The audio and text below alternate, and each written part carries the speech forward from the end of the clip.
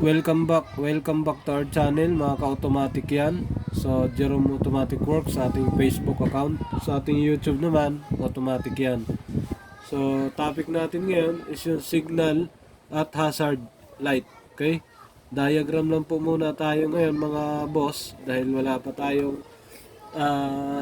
pyesa na ikakabit. So, bukas, bali sa linggo, mag-aayos po ako ng flasher tsaka headlight sa Pasig. Meron po akong tawag doon. Nandun po ang ating customer na Kia Picanto. Sa kotse naman to, may iba tayo sa kotse tapos sa motor. So pero magkaparehas lang po sila. Ganito lang gawin natin. Mag-uumpisa ang lahat sa ilaw. Okay? Ilaw, ito ay nagre-represent na ilaw. Ito, yung mga ilaw yan. Tapos ilaw din to. Okay. Yan ay ilaw sa harap. Harap yan lahat. Ito yung front. Ito yung front. Okay. Yan yung rear natin, yung sa likod. Yan. Yan yung rear. Okay. So sa harap yan, ito yung left side. Ito yung left side natin. Left side. Ito yung left. Okay. Ito yung right. Ito po mga ka-automatic. So ito lahat ilaw, signal light. Pwede rin itong magiging park light pero magkaiba lang dahil sa ating signal light meron po siyang hazard relay. Dito po sa ating park light wala po siyang hazard park. Okay, magkaiba po. So matik yan, pagka sa ilaw natin, yung isa na po niyan kaagad, papunta na po kaagad ng ground. Okay? Di kaya body ground. Ang tawag nun body ground. Ibig sabihin, body ground o di kaya pwede mo siyang tawaging chassis ground. Yung pong chassis ground natin, yun yung motor. Ito yung motor, ito yung kalansay ng motor, yan. Kalansay ng motor yan. Yun yung gulong. Ito yung gulong, yan. Ito yung kalansay ng motor. Lahat ng tubo niyan, basta tubo, yung bakal doon sa tubo niya, hanggang dito yan sa manibela. Basta may lagayan ng bolt dyan, pwede mong lagyan ng bolt, lagyan ng wire, ikabit mo dito. Okay, ikabit mo dyan sa ground. Okay, sa mga ground lahat, dyan mo ikabit. Body ground, lagyan na lang natin to ng ground. Yan, may pangalan. Ground po siya. Lahat yan, lahat may ground. Yung isa naman yan, ito ang magsisilbing magiging positive o magiging supply.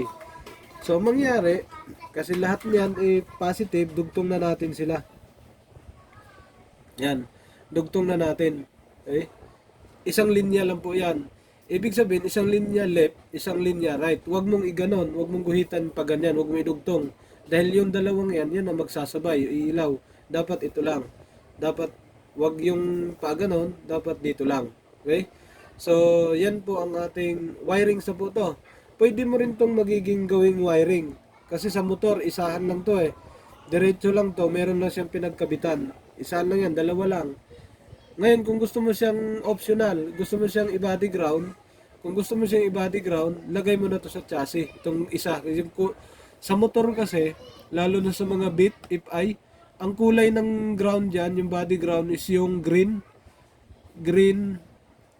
wire, tapos may stripe na yellow. Yan yung ground. Yan yung ground niya. Nakita ko kasi nagkabit ako ng horn tapos yung dinagdagan ko ng ground, ito yung lumabas. Green tsaka yellow. Sa kotse kasi common na ground is black. Itim talaga siya. Pero sa bahay naman ang common na ground is puti sa industrial. So sa motor, sa Beat, baka sa Bito ganun din Basta black yung naka-standard dapat na ground. Tapos yung sa motor, nakita ko green tapos may stripe na yellow. Okay? Yan na. Nagkaroon na siya ng wirings. Ngayon, application lang tayo dito ng switch. Okay? Ang ipakita natin dito na switch is yung connector, connector, connector. Connector yan, connector sa gitna, connector sa gilid. Ngayon, ito yung kanyang toggle. Yan. Okay? Yan yung toggle. Ngayon guys, mga boss, yung hazard relay po natin, dito po yan tatakbo. Ito po yung hazard relay. Okay? Pwede tayong gumamit ng 2 pin, yung dalawang pin. Pwede rin tayong gumamit ng dalawang pin, pwede pong 3 pin. Itong isa is yung battery o di kaya positive. Itong isa naman common ground. Itong isa naman is yung load. Eh, sa motor, gagamitin lang natin yung dalawa.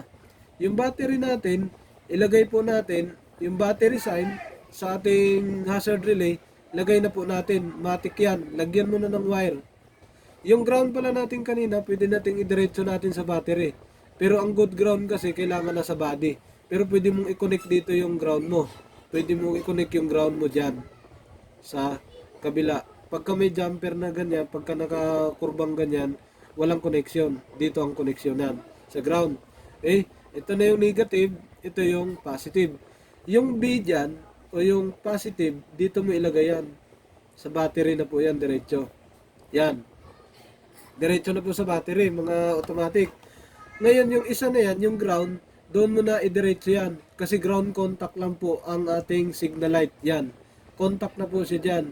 Basta lahat ng signal light sa switch, gitna po. Okay? Kasi magtatagil yan. Maglilip. Pag ipaling mo siya dyan, maglilip. Pag ipaling mo dito, magra-right. So, ipapaling mo dito, left. Ipaling mo dyan, left. Paling mo dito, right. Okay? Pagka pinaling mo dyan sa left, dito na po ang connection yan, tatakbo. Yan. Okay? Pagka ipinaling mo sa right, dito na po ang connection yan, tatakbo. Sa right. Yan. Okay? Yan lang kasimple. Kailangan mo lang meron kang switch. Yung switch yata, may tig 20 yata yan. Pag tropa mo binibilhan mo, may tig 20 yan. Yung placer relay, ang tawag nito is placer. Placer relay, 12 volts.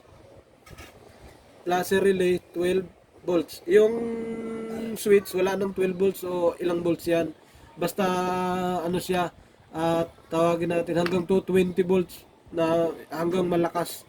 Kasi nagsusunog yan eh. Pagka mahina, nagsusunog yung contact dito sa loob. Ang contact lang kasi niyan is maliit lang eh. Maliit lang na mga kristal sa ilalim. Tapos merong bulitas, tapos spring. Tapos dito sa battery natin, ito 12 volts. Dapat ito, ang load nito, umaabot siya ng 50 watts o yung bumbilya kasi natin, nasa ang isa na yata, nasa 7 watts eh. O may isa yung park light natin, 35 watts eh.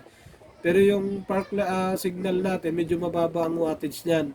Dapat angkop, kaya niya dito, kahit mag-max yan ng, kaya niya mag-max, yung placer relay mo, kaya mag-max ng 8 bulbs o 14 bulbs.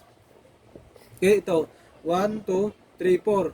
So, ibig sabihin, may kulang pa na 4 bulbs kasi ang max nito, kung ilagay mo 8 bulbs, meron pang 4. Kung ilagay mo 14 bulbs, meron pang marami. Okay? So, ang presyo naman nito, pwedeng 20, 30, 40, 50, depende sa motor shop. Ito naman, placer relay, depende sa standard. Pag circuit kasi, yung mga heavy duty, medyo mahal yun, 350 pataas. Pero pag mumurahin lang, meron siyang 250 pababa. Makakabili ka na.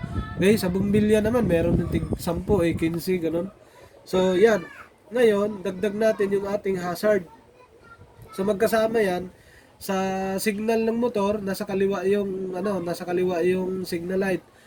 Yung switch, ilagay na lang natin dito yung hazard. Yung hazard natin is dipindot na lang.